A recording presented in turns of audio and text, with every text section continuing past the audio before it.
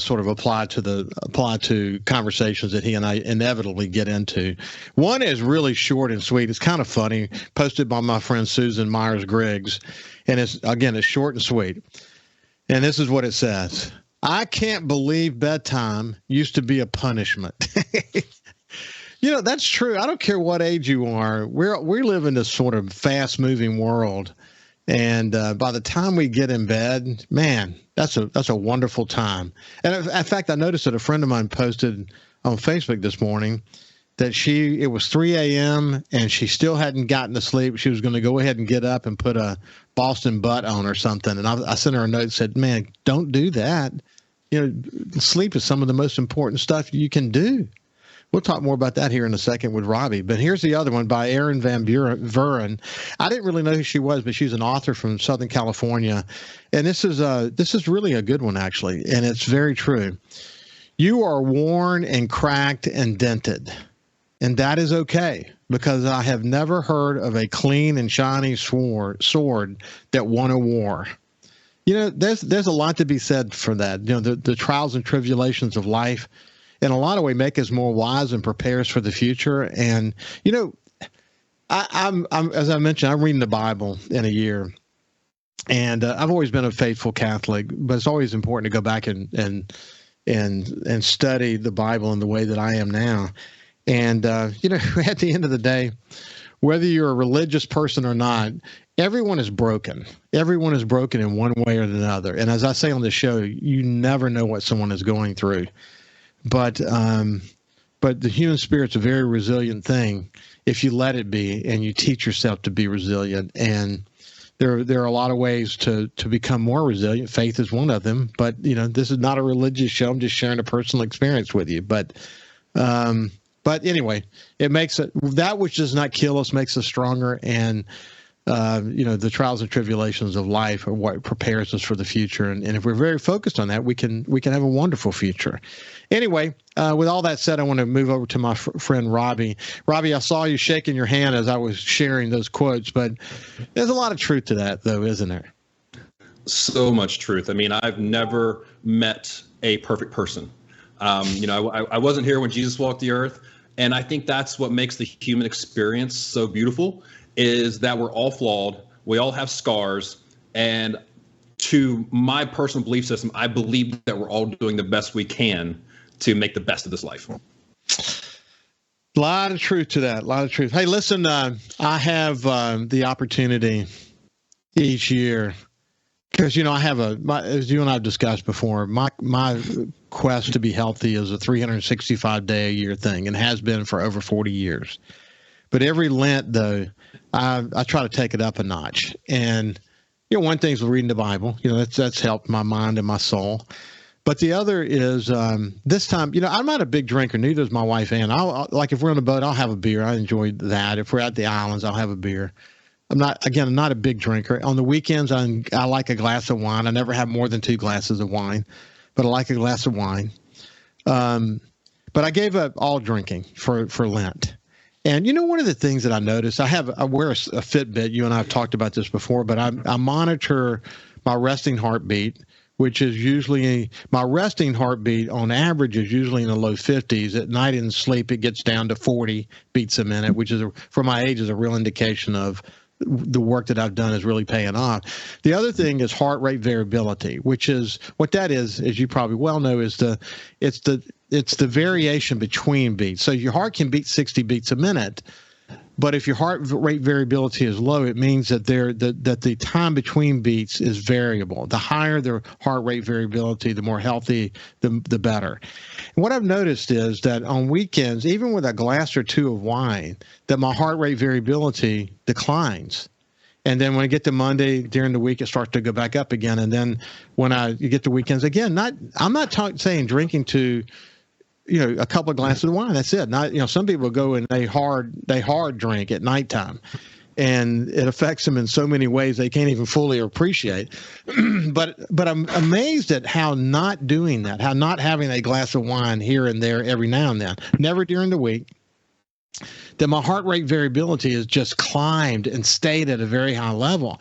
And I started to read about this. I wanted to understand more about it. alcohol has a terrible, terrible impact on your body, not just your heart. And it can be just a minor amount of if you're doing it regular, like on weekends, for example. Alcohol is a killer over a long period of time, isn't it, buddy?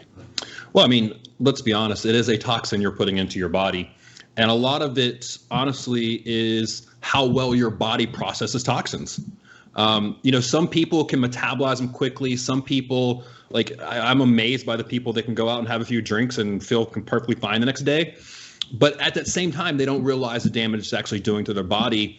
And I think, too, it's like something we've talked about in the past. They don't realize the damage because it's the new normal. And if they would quit, they would start to realize how good they could feel. Yeah. You know what's interesting? I think it was Todd Trenchard who said on the show that people who drink a lot are creating a facade. They're creating a very shallow sense of happiness. Mm-hmm. And when you don't drink, and he's been sober now for well in the 20-something years, he didn't realize what happiness really was. You know what I'm saying?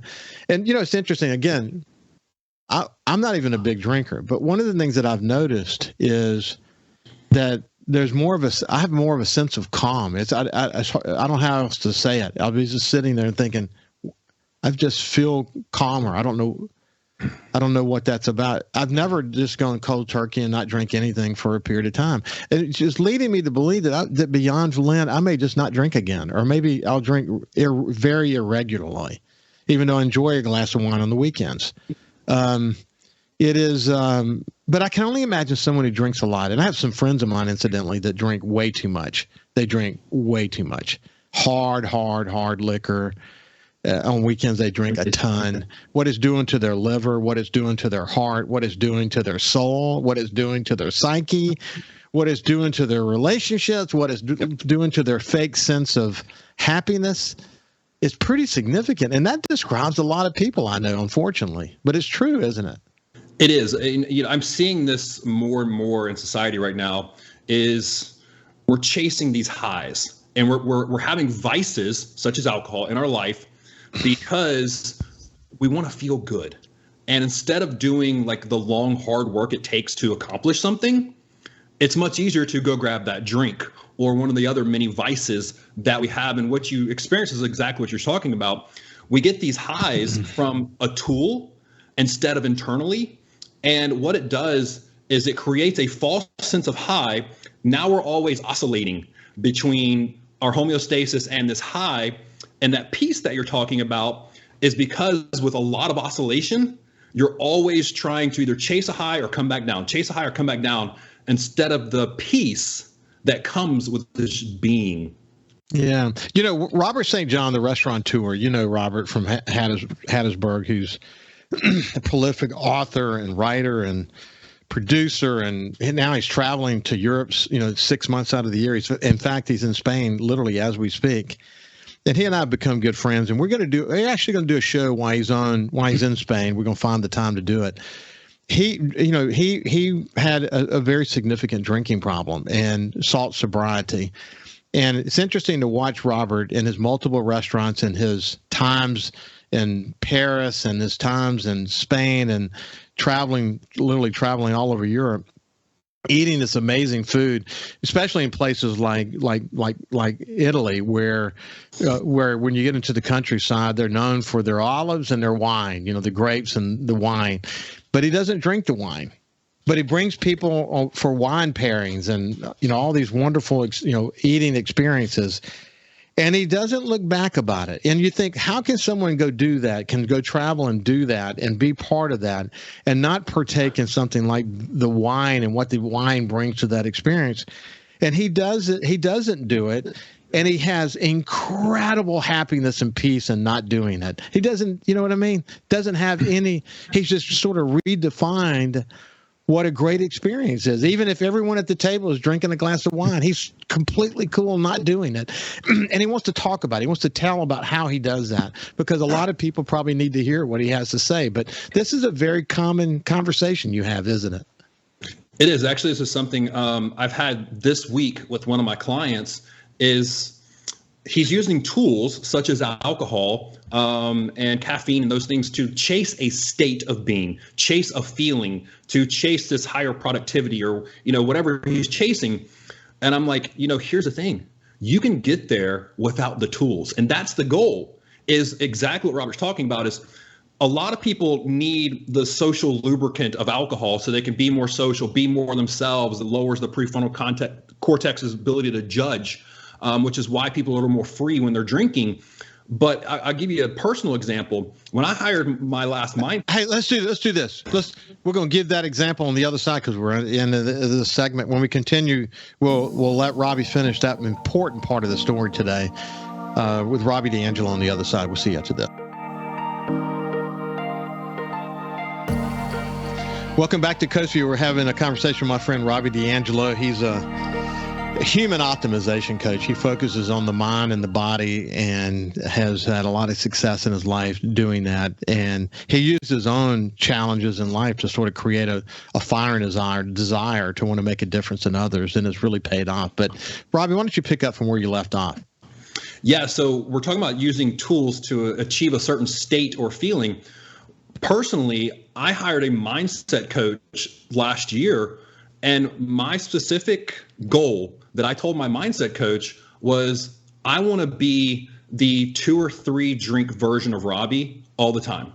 And what I meant by that was I wanted to be free of any fear or any judgment or anything holding me back from being the highest expression of me. And I think a lot of people can identify with that because, when you do have a few drinks, you are this like more bubbly, more vibrant version of you. But here's the deal. That's actually the real you. That's the unencumbered version of you. And the goal of a lot of my work is to get people there without having to use the tools, to that just becoming the new normal you. Robby, it's interesting. That's such a great way to say it. And what a great goal for people who may be drinking too much. How often do you encounter people who are doing recreational use of drugs? I mean, I live in St. Petersburg, Florida. It's a very normal thing to walk down the street, see it, smell it. It's very common these days because it goes back to a problem that you and I have talked about a lot. People are suffering from trauma, they're suffering from pain, and they're suffering from not having a mission and purpose in life. So instead of doing the work to get better or to, progress in life, we're addicted to immediate gratification. And that's what things like alcohol, drugs, and so many other vices that people are turning to right now, that's what it provides them. An escape from reality where I don't have to feel the pain of what's really going on. Wow, that's so powerful. That's so powerful. So in the short time we have left, what's going on in your world these days? Man, life is good. I'm launching a new men's program that I'm really, really excited about. This is coming from me solving some of my own problems, but also see what was happening with the clients that I'm working with. I think men need to kind of tap into being men again, and also men need a tribe.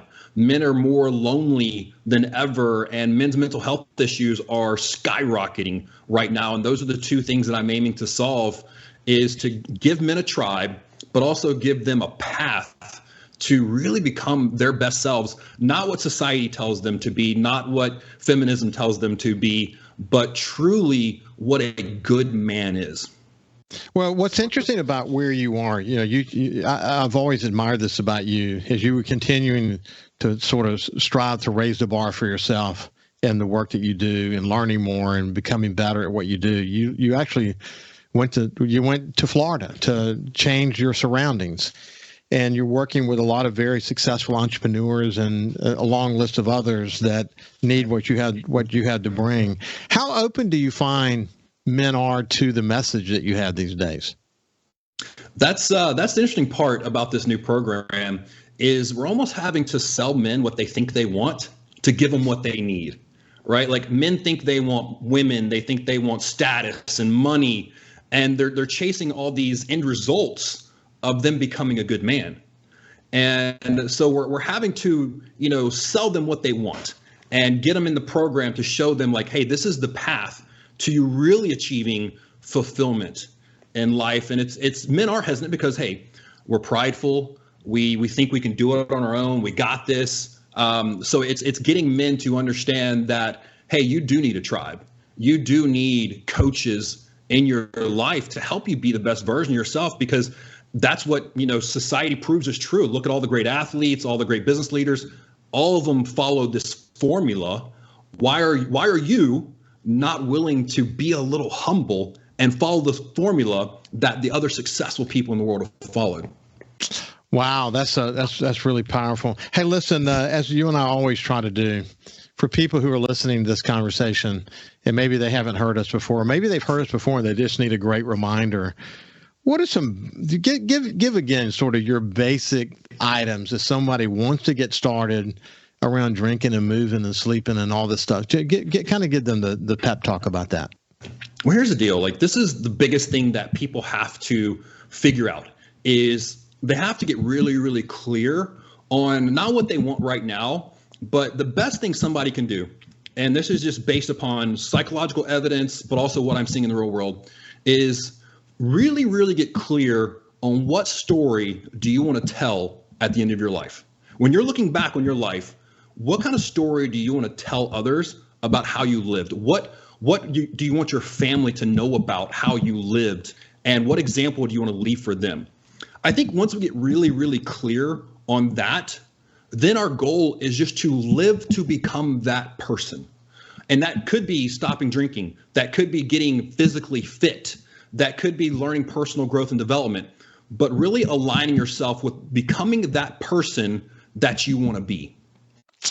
I get it. And then, by the way, work on and do research on sleeping better, drink a lot of water, and just go out and walk. Just go out and start walking, one day at a time. It starts to add up after a while.